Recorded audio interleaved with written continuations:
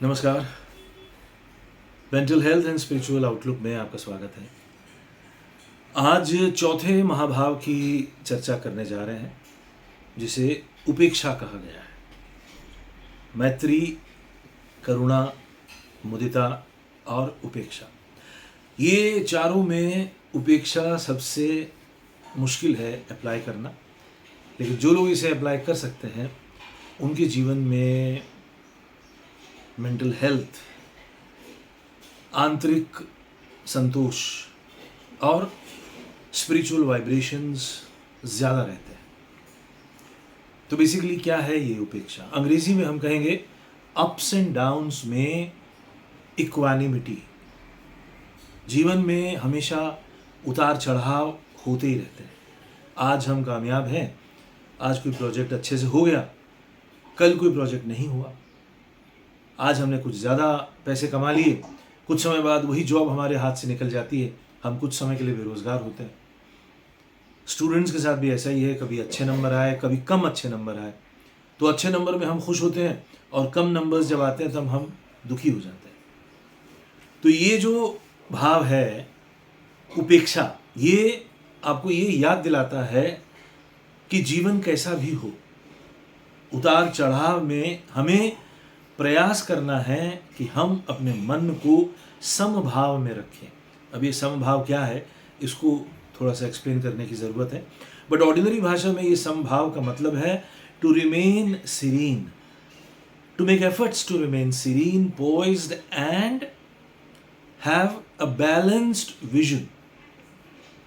Ordinary vision में क्या होता है कि हम बहुत जल्दी उत्साहित होते हैं या खुश होते हैं, नाचने लगते हैं छोटी सी कामयाबी पर, और उसी तरह फेलियर पे या जब हम किसी काम में असफल हो जाते हैं, उसमें हम बुरी तरह से दुखी हो जाते हैं, हताश हो जाते हैं, डिप्रेस हो जाते हैं। तो ये जो अवस्था है, यही हमारी मेंटल हेल्थ को डिस्टर्ब करती है।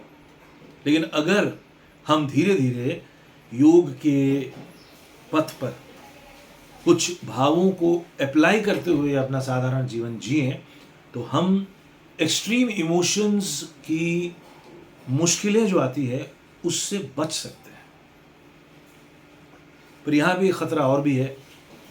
ऐसी स्थिति नहीं आनी चाहिए कि आप अपने रिएक्शंस को एकदम शून्य करने के लिए कुछ डेलिब्रेट कोशिश करें। कई बार इसका एक्सट्रीम एक्सप्रेशन ऐसा होता है कि किसी की मौत पर भी आप अंदर से अगर समभाव में है तो बाहर से भी आप दिखाते नहीं हैं, और अच्छे से अच्छी खुशी की जो वजह होती है उसमें भी आप ज़बरदस्ती अपने खुशी को सप्रेस करने की कोशिश करते हैं। तो सप्रेशन आंसर नहीं है। किसी भी किस्म का दमन is not the right way. तो राइट वे क्या है? हाउ टू अप्लाई उपेक्षा। तो यहाँ पे एक नई चीज़ समझने की ज़रूरत है, जिसे हम थोड़ा सा ईश्वरमुखी चिंतन कहते हैं, जिसे हम थोड़ी ईश्वरमुखी साधना कहते हैं।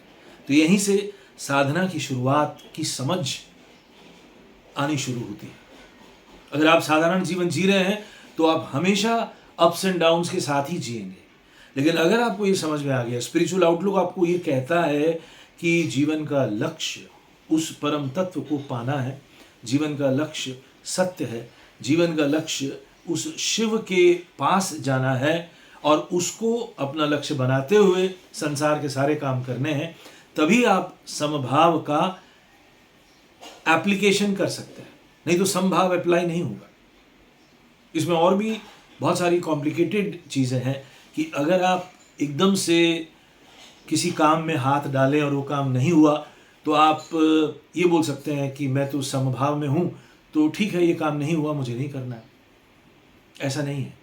आपको अपने संकल्प का प्रयास करते हुए, संकल्प की शक्ति के साथ अपने काम को पूरा करना। जिस काम में हाथ डाला है उस काम को सफलता की तरफ ले जाना ज़रूरी है, लेकिन उस सफलता का क्रेडिट खुद नहीं लेना।